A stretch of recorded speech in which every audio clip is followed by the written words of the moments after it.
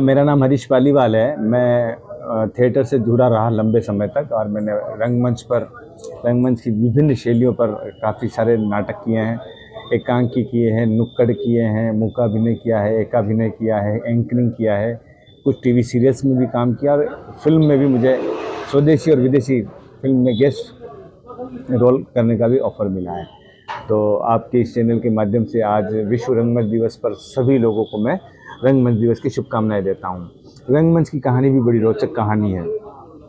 रंगमंच की उत्पत्ति आज़ादी के समय या आज़ादी से पहले कहें तो एक जागरूकता अभियान को लेकर शुरू हुई थी और वो जागरूकता अभियान का सबसे पहला जो माध्यम बना था वो कठपुतली के साथ पपेट मुंह में पुपाड़ी रखकर पीछे से कलाकार संवाद बोलता था और कठपुतली के माध्यम से विभिन्न पात्रों को दर्शाया जाकर सामाजिक बुराइयों के खिलाफ ऐसे शोज किए जाते थे।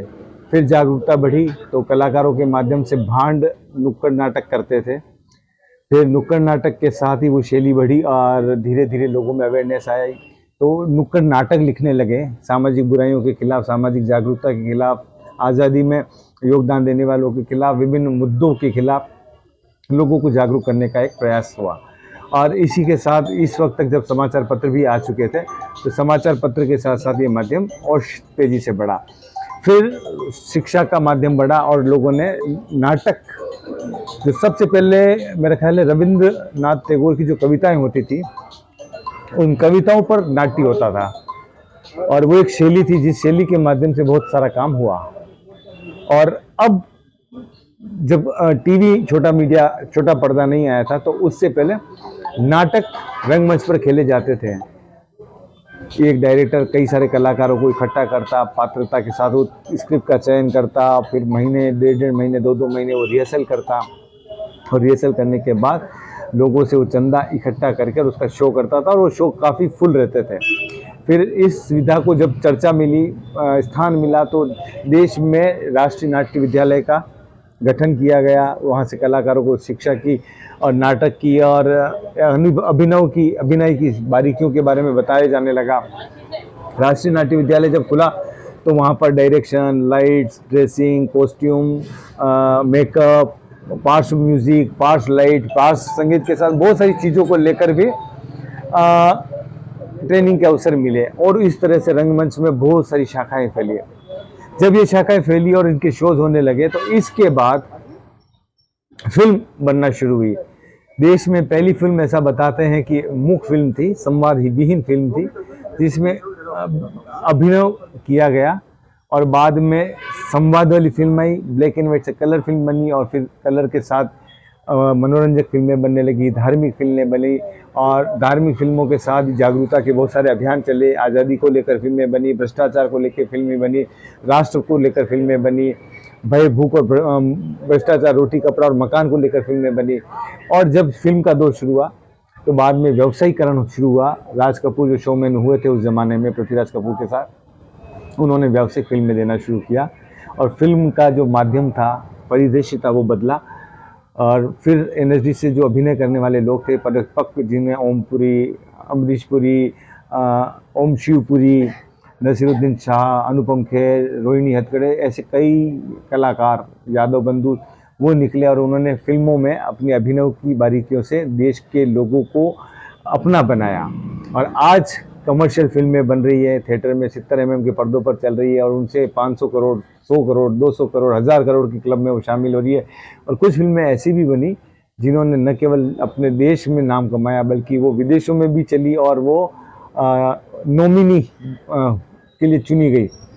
फिल्मों के जो बड़े बड़े चयन होते हैं ग्रुप के, उसमें चयन फिल्म फेस्टिवल के लिए चुनी गई, नामित भी हुई। ऐसी कई फिल्में बनी। तो जागरूकता का जो ये सिलसिला शुरू हुआ, रंगमंच का जो स्वरूप बदला, जो मूक कठपुतली अपनी अभिव्यक्ति म्यूजिक के माध्यम से करती थी, आज वो कलाकार छोटे पर्दे पे हो, बड़े पर्दे पर हो और मंच के माध्यम से वो अपने भावों की अभिव्यक्ति करते हैं और वो देश में विभिन्न क्षेत्रों में अपनी अलग जगा रहे हैं, लोगों को जगा रहे हैं।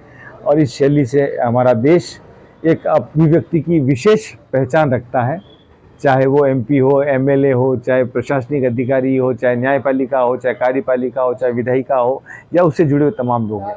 वो अपने काम को बेहतर तरीके से कर रहे हैं और अच्छी तरीके से कर रहे हैं। ये भी एक इस अभिव्यक्ति का स्वरूप है। और रंगमंच ने उन लोगों को, हम लोगों को बहुत कुछ सिखाया, बहुत कुछ दिया, और आज हम सब लोग देश में बहुत सारे काम बेहतर तरीके से कर रहे हैं। तो ये कहीं न कहीं उस रंगमंच शैली की अभिव्यक्ति का ही स्वरूप है।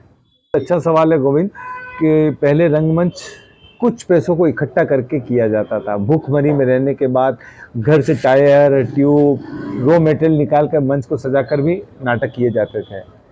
और जब कमर्शियल नाटक शुरू हुए तो उसके लिए पैसा इकट्ठा करना शुरू किया, और जब फिल्में बनना शुरू की तो जहां एक की आग को बुझाने के लिए कलाकार अभिनय करता था, आज उसी अभिनय ने कलाकार को इतना पैसा दे दिया कि उसे अपनी सुरक्षा के लिए भी बॉडीगार्ड, क्या बोलते हैं उनको, जांबाज और सोल्जर्स, ऐसे लोगों को सुरक्षा के लिए रखा जाना चाहिए। पहले फिल्में चलती थी तो 20 दिन, 21 दिन, 3 हफ्ते चलती और सफलता मानी जाती थी। आज फिल्में 2 हफ्ते में, 3 हफ्ते में 100 करोड़ क्लब में, 200 करोड़ के क्लब में, 500 करोड़ के क्लब में शामिल होती है। तो उन फिल्मों ने व्यवसायीकरण के साथ जो इंटरटेनमेंट किया है, तो उसके साथ पैसा आया, और पैसा आया तो उन कलाकारों की सुरक्षा के लिए उनको बाउंसर्स की भी जरूरत पड़ने लगी। आशा शैली क्या थी पहले और आज?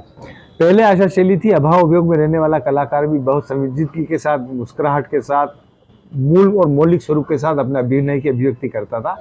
आज पैसे वाला और बिना पैसे वाला दोनों राष्ट्रीय नाट्य विद्यालय में अभिनय की प्रशिक्षण लेने के बाद अपने अभिनय से लोगों को जागरूक कर रहे हैं।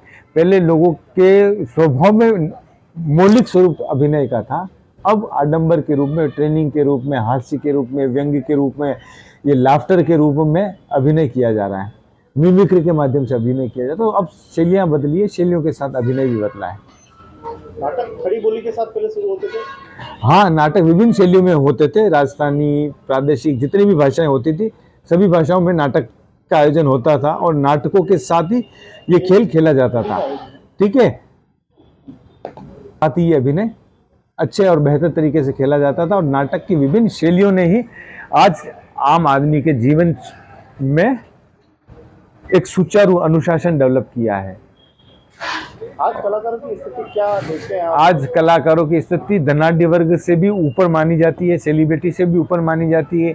वो करोड़ों खरबों रुपए कमाने के बाद व्यवसाय में लगा रहे, रिसोर्ट्स हैं उनके, होटल्स हैं उनके, chain of number of restaurants की ग्रुप है उनके, फिल्मों में खुद वो फाइनेंसर बने हुए हैं, फिल्मों के खुद डायरेक्टर बने हुए हैं, और खुद रॉयल्टी भी ले रहे हैं, अभिनय का पैसा भी ले रहे हैं, और एक आराम भरी जिंदगी जी रहे हैं।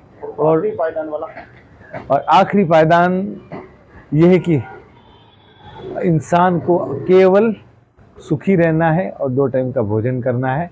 ये सारा व्यर्थ है अगर ये पैसा आपके पास है और आप किसी की मदद कर सकते हैं, सामाजिक सरोकार में लगा सकते हैं, शिक्षा में, आश्रम में, कपड़े लत्ते में, किसी के जीवन को, आर्थिक स्थिति को सुधारने में, तो ये पैसा आपके अच्छे कामों में खर्च हो, ये मेरा मानना है। इसी का उदाहरण कोविड में देखा था आपने?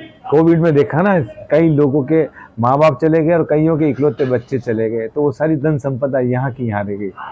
हमारे देश का सबसे बड़ा उदाहरण है रतन टाटा साहब, जिन्होंने शादी नहीं की और उन्होंने अपना सारा पैसा, सारा खरबों रुपया सब दान में दे रखा है, और लोग उसकी रॉयल्टी से कमा खा रहे हैं और जीवन यापन करते रहेंगे।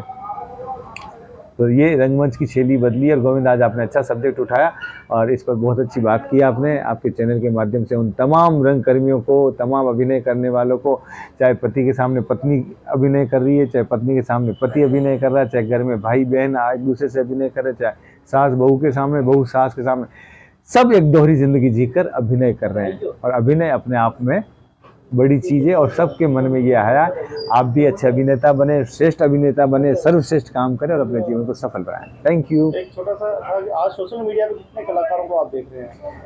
सारा बड़े पर्दे का जब से पतन हुआ है, तो सब ये टेलीफिल्म्स के नाम से और शॉर्ट फिल्म्स के नाम से और एक सीरीज फिल्म्स के नाम पे काम कर रहे हैं, और वो उसमें भी करोड़ों रुपए कमा रहे हैं। लेकिन वो सब्जेक्ट बदल गए, उसमें सेक्स, व्यापार, देह प्रदर्शन और वो धर्म गुरुओं के जो आश्रम हैं उनकी शैलियों को वो उजागर कर रहे हैं। लेकिन ये भी एक जागरूकता का काम है। ठीक है।